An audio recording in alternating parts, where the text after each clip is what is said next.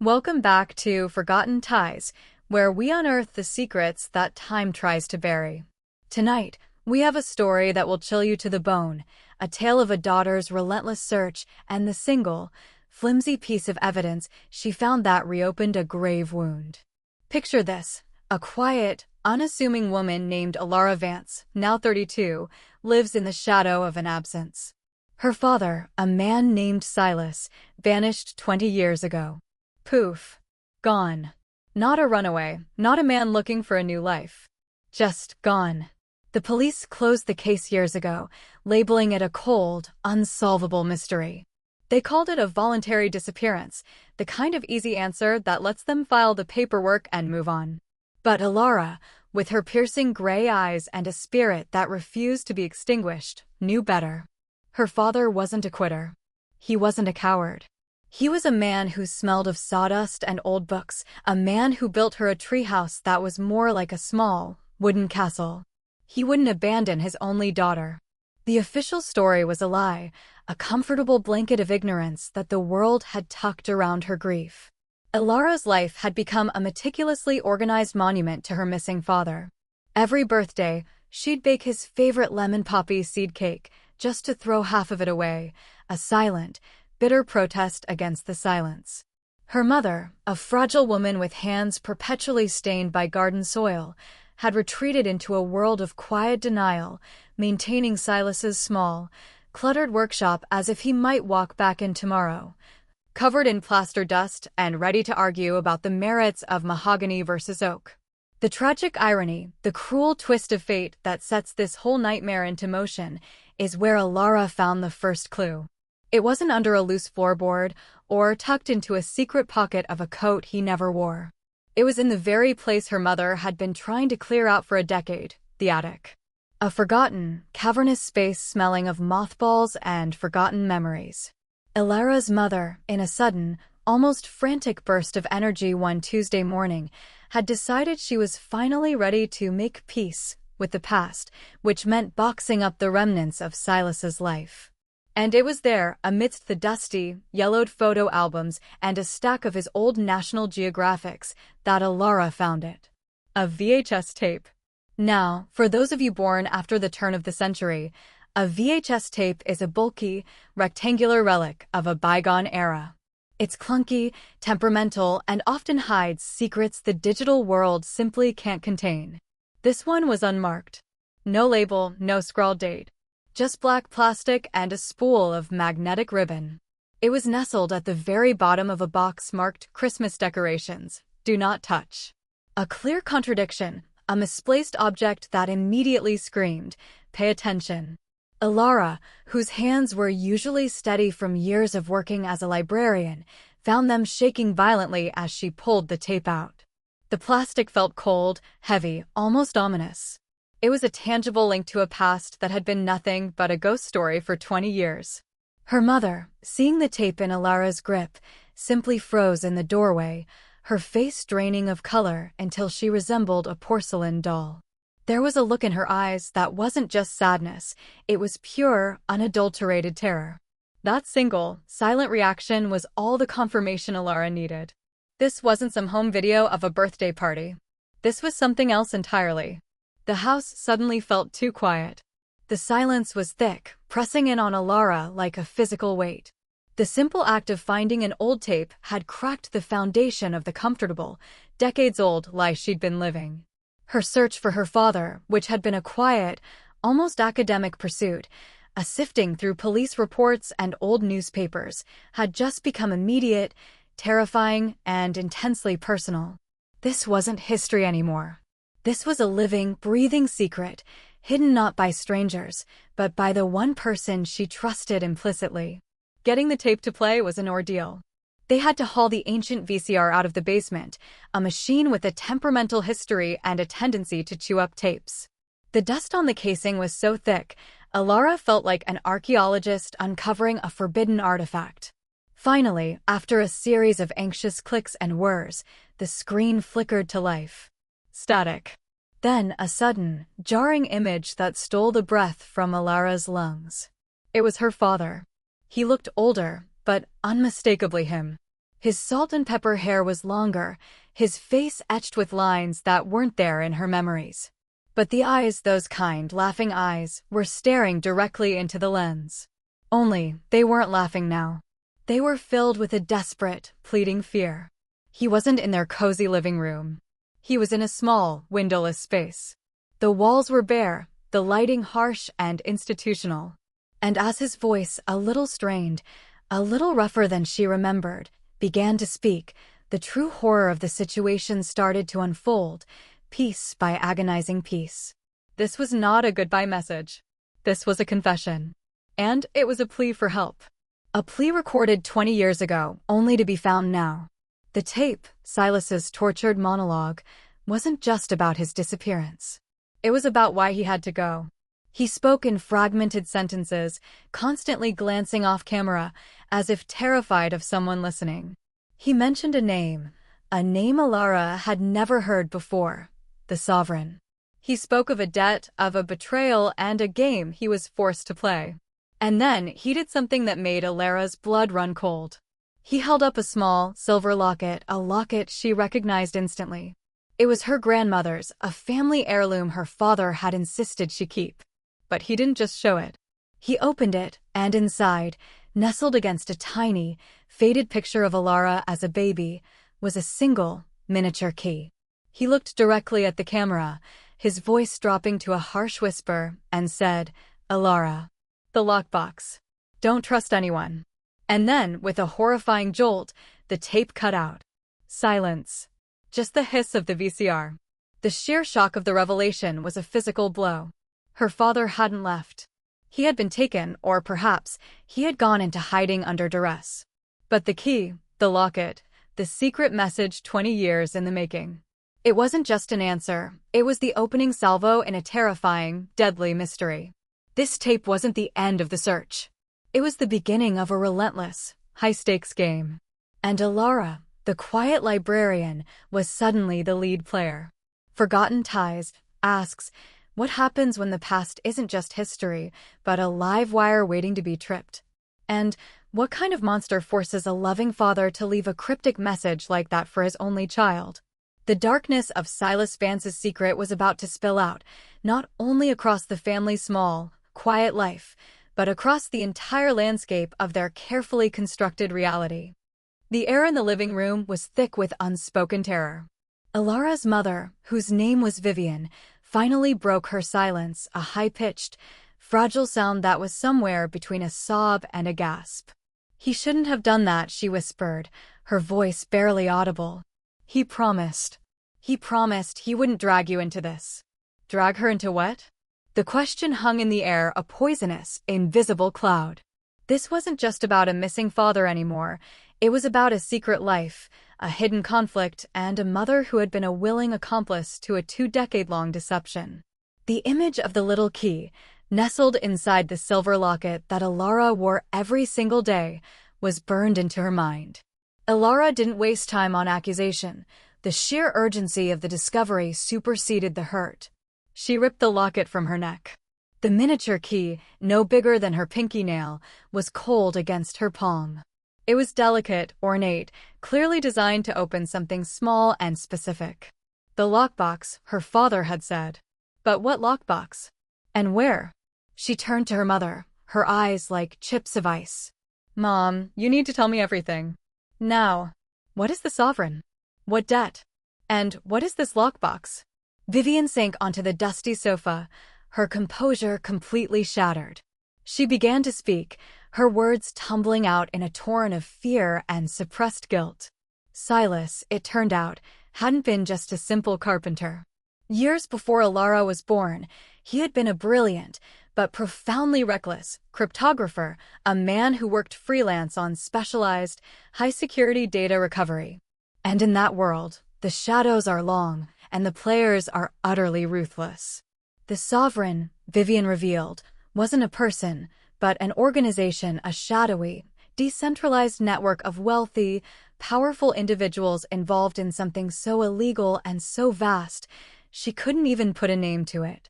They dealt in secrets, in information, in the manipulation of global markets, and they had one cardinal rule: don't cross us. Silas had crossed them. He hadn't stolen money, he had stolen access. Access to a vast digital repository of their illicit dealings, a kind of digital insurance policy against them ever blackmailing him again. He had left them scrambling, exposed, and furious. The debt wasn't monetary, it was a debt of vengeance. The deal was simple. Silas had to vanish, leaving no trace, or the sovereign would make sure the debt was paid through his family. He chose to disappear, hoping that his absence would be enough. But he hadn't left empty-handed. He had left a trail, a desperate breadcrumb path for the day he hoped Elara would be old enough and brave enough to follow. The lockbox, Vivian finally admitted, was hidden in the one place they were sure no one would ever look, the old, abandoned lighthouse on the rugged coast of Maine, hundreds of miles away. Silas had worked on its structural repairs 25 years ago, installing a small, customized safe in the floor of the lantern room, hidden beneath a loose flagstone. He'd told Vivian years ago, on the day he vanished, that the key would lead Elara there. The key is the first step, he'd said, but the box is the balm. Elara realized with a sickening lurch that the VHS tape wasn't the first clue. It was the second. The first was the locket, the innocuous piece of jewelry she wore every day, containing the secret that could either save her father or get them all killed. Her father had been a silent guardian angel, watching over her, waiting for the exact moment the world would be ready to receive his terrible truth. But the moment she found the tape, she also knew something else. The sovereign had been patient for 20 years. But they were probably still watching. The urgency intensified when Elara tried to rewatch the tape. She tried to rewind it, wanting to study her father's face, to catch any other visual clues in the sparse, institutional room. But the VCR, with a grinding, metallic shriek, chewed the tape to pieces. The magnetic ribbon was hopelessly tangled, destroyed. It was a one-time message, a voice from the grave delivered with terrifying finality. The only evidence left was the image in her mind, the name, the sovereign, and the small, silver key. The realization hit her like a physical blow. Her father hadn't just left a message. He had left a trap. A desperate, risky trap designed to lure her, his only child, into the line of fire. But he hadn't done it out of malice. He had done it out of necessity. The lockbox, whatever it contained, was their only leverage against an organization that operated above the law, a shadow government whose reach extended into every corner of their comfortable American reality. Elara knew she had to go to the lighthouse. It was a fool's errand, a desperate gamble based on a 20-year-old confession and a broken piece of plastic. But she couldn't not go. Not after seeing the raw terror in her father's eyes. This wasn't just about a missing man anymore. This was a legacy of danger, a family curse passed down in the form of a miniature key. She packed a small bag, grabbed the locket, and took her first, terrifying step toward the coast of Maine. She had to believe that her father, the man who built her a castle in the sky, had a plan. A terrifying, high-stakes, life-and-death plan. And Elara was finally ready to execute it. But the journey was long. The road was dark, and the shadows of the sovereign were already beginning to stir, sensing the disturbance in their long-dormant secret. Forgotten Ties asks, what is the price of a 20-year-old secret, and who is willing to pay the ultimate cost? The key was in her hand, but the lock was 1,000 miles away, guarded by the ghosts of her father's dangerous past. Elara's journey to the Maine coast was a blur of caffeine and paranoia.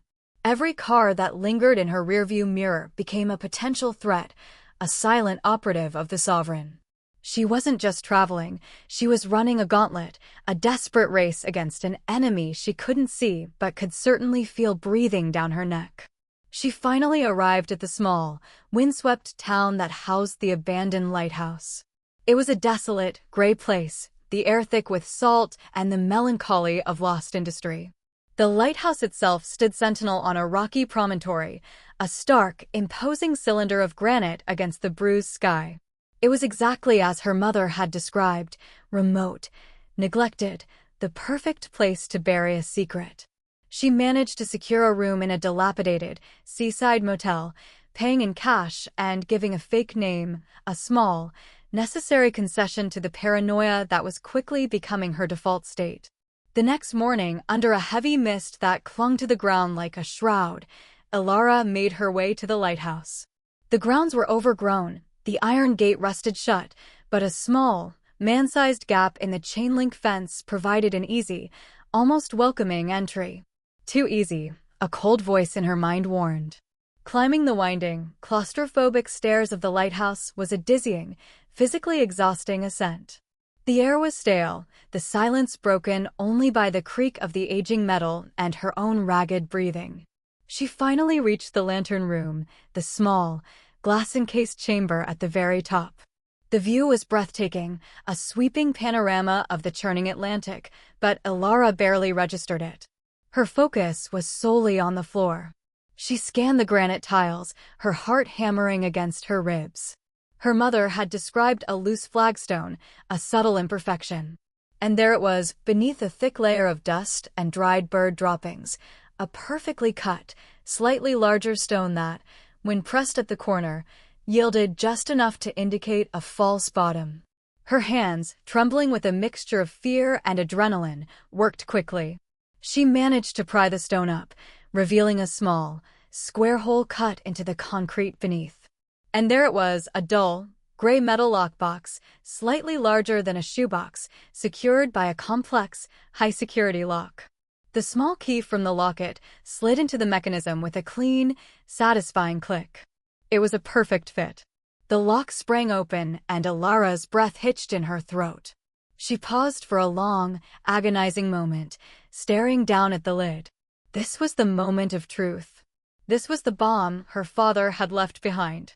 Whatever was inside this box had cost her father his life and his freedom. Whatever was inside this box was either her salvation or her death warrant. She lifted the heavy lid. Inside, there were no bundles of cash, no jewels, no elaborate escape plans. Instead, there was something far more insidious, far more dangerous, a sleek, modern, military-grade encrypted flash drive, and a single, sealed, handwritten letter addressed simply to my Elara. Elara ignored the letter for the moment, her attention immediately drawn to the flash drive. It felt cold and heavy in her hand, a small, unassuming vessel of global chaos. This was the access her father had stolen. This was the leverage against the sovereign. The digital repository of their illicit dealings. She knew instantly that she couldn't open it here. She couldn't even risk bringing it to the motel. She tucked the flash drive deep into her pocket, the cold metal a reassuring, terrifying weight against her thigh. Then she opened the letter. Silas's familiar, slightly spiky handwriting swam before her eyes. It was a beautiful, heartbreaking letter, a final testament of a father's love. He explained everything in excruciating detail, the trap, the reason he had to disappear, the danger of the sovereign. But the crucial information wasn't the history, it was the warning. He wrote that the sovereign wasn't just watching. They had a contingency, a failsafe. If the lockbox was opened, a silent, encrypted signal would be sent to their operatives, notifying them that the game was back on. And this time, they wouldn't just send Silas into hiding. They would eliminate the threat entirely. He finished the letter with a devastating final line. They knew I would leave you a trail. They assumed you would come. The box is a lure, Elara. They'll be on you within the hour. You have to run, and you have to destroy the contents of this drive. It's the only way they'll stop. Don't look for me. Save yourself. The world seemed to spin. Her father hadn't left her a rescue plan. He had left her a sacrifice. The moment she opened the box, she had triggered a timer. The terror that had been an abstract shadow now materialized into a cold, immediate reality. She was exposed, and a powerful, murderous organization was already closing in. The silence of the lantern room was suddenly shattered by the distant, unmistakable sound of a helicopter.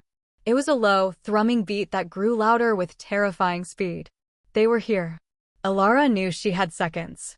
She shoved the letter back into the lockbox, snapped it shut, and replaced the flagstone, leaving the scene exactly as she found it. Her mind was racing. She couldn't outrun a helicopter. She couldn't fight an army. But she had the flash drive, the one thing they truly wanted. And she had the terrain. Forgotten Ties asks, what do you do when the escape route your father left you is actually a well-laid trap? The time for running was over. Now it was time to play their game, but on her terms. The helicopter blades were beating the air just outside the lighthouse. She was trapped. Elara knew she had been played, but she also knew her father. Silas Vance, the man of puzzles and codes, never gave up. He hadn't just left a warning, he had left a final, crucial hint in the letter that she had subconsciously registered even in her panic. A slight indentation, a familiar pattern on the back of the paper, like a forgotten watermark. Her father, the carpenter, had a signature mark he always used on his most delicate furniture, the silhouette of a small, stylized bird carved into the wood. The indentation on the letter was the exact shape of that bird. It was a code hidden in plain sight, a final, beautiful deception. She ran her fingers over the indentation, her heart pounding a frantic rhythm. Bird. The bird. Her father always called his favorite hiding spot, a small, covered inlet near the lighthouse, the bird's nest, because of a distinctive, bird-shaped rock formation. It was a secret place, a sanctuary for their small family. It was where he taught her how to skip stones. The memory, sharp and sudden, was like a beacon in the terrifying gloom. The lockbox was a lure, but the bird's nest was the real rendezvous. The helicopter was gone, but she knew it was a temporary retreat, a repositioning. They were likely sweeping the area, expecting to find her cowering or fleeing on the main road. Elara didn't run to the road. She scrambled down the rocky, treacherous side of the promontory, hugging the cliff face, the flash drive digging painfully into her leg. She followed the coastline, the jagged rocks tearing at her clothes, until she reached the small, secluded inlet, the bird's nest. It was exactly as she remembered. The large, bird-shaped rock offered a natural shield from the wind and the sea. Elara ducked behind it, her breath coming in shallow gasps. She looked around desperately, searching for any sign of her father's elaborate, final plan. And there it was. Not a hidden door, not a buried chest, but a simple, laminated, high-resolution photograph, tucked beneath a cluster of barnacles, held down by a small piece of sea glass. The photo wasn't of her father. It was an aerial shot of a large, sprawling complex in the middle of a dense, nondescript forest. And circled, in stark red permanent marker, was a single, small window. Scrawled across the bottom, in her father's recognizable hand, were 3 words, Theory of the Cage. The photo wasn't an escape route. It was the location of her father's capture. The Sovereign hadn't killed him. They were holding him. The flash drive wasn't leverage, it was the ransom. Her father, knowing the lockbox would trigger an alert, had created a 2-stage plan. Stage 1. Lure the Sovereign out of the shadows. Stage 2. Give Elara the final, precise location. The helicopter returned, closer this time, its searchlights sweeping the water. Elara pressed herself against the cold stone, the photo clutched in her hand. The Sovereign was closing in. She had seconds to make a choice. Destroy the flash drive, as her father initially commanded, and save herself? Or risk everything, use the drive as a key, and try to free the man who taught her how to be brave? She looked at the photo, at the small, circled window. Theory of the cage. It was a psychological term her father, the man who loved codes, often used. The idea that an animal kept in a cage will eventually stop trying to escape, even if the door is open. Silas wasn't a prisoner anymore. He was a ghost, haunting the Sovereign from the inside, waiting for his daughter to complete the rescue he couldn't complete himself. Elara made her choice. She wasn't her mother. She wasn't going to live in a world of denial and silent fear. She was Silas Vance's daughter. She was going to fight. She stood up, pulling the flash drive from her pocket. She raised her hand high above her head, letting the small piece of metal glint in the beam of the helicopter's searchlight. It was a sign, a challenge, an invitation to a deadly game. She wasn't destroying the evidence, she was presenting it. She was telling the Sovereign, I have what you want. And now I know where you are. The helicopter immediately banked toward the cliff, the noise deafening, the promise of violence palpable. Elara, however, didn't wait. She turned and threw the flash drive, not into the ocean, but back toward the abandoned lighthouse. It skittered across the loose granite, a tiny, dark object heading in the opposite direction from her. It was a masterstroke of misdirection, a carpenter's trick. The Sovereign's priority wasn't her life, it was the data. They would pursue the drive, giving her the precious seconds she needed to disappear into the dense, coastal scrub, the photograph of the theory of the cage tucked safely inside her clothes. She ran until her lungs burned, ran toward the unknown, toward the terrifying location her father had marked on the map. Her life, once quiet and predictable, was now a high-stakes, adrenaline-fueled race against a global cabal. The truth about her father wasn't just a painful memory, it was a living, breathing threat. But the fear was gone, replaced by a fierce, protective fire. She wasn't looking for a ghost anymore. She was looking for her father. And that, my friends, is where our story leaves Elara Vance for now. A quiet librarian, turned fugitive, armed with nothing but a photo, a locket, and the conviction that her father is still alive, waiting for her to break him out of the cage. The secrets we bury have a way of digging themselves back up, don't they? And the ties we try to forget are often the ones that lead us to the most dangerous truths. We want to know what's on that flash drive, and we want to know what Elara will do next. If you found yourself holding your breath through this terrifying journey, if Elara's story gripped you like the salt air of the Maine coast, you know what to do. Like this video, subscribe to Forgotten Ties for more stories from the shadows, and most importantly, hit that notification bell so you don't miss the next chapter of this terrifying, unfolding mystery. Forgotten Ties will be watching. And so is the Sovereign. Until next time, stay safe out there.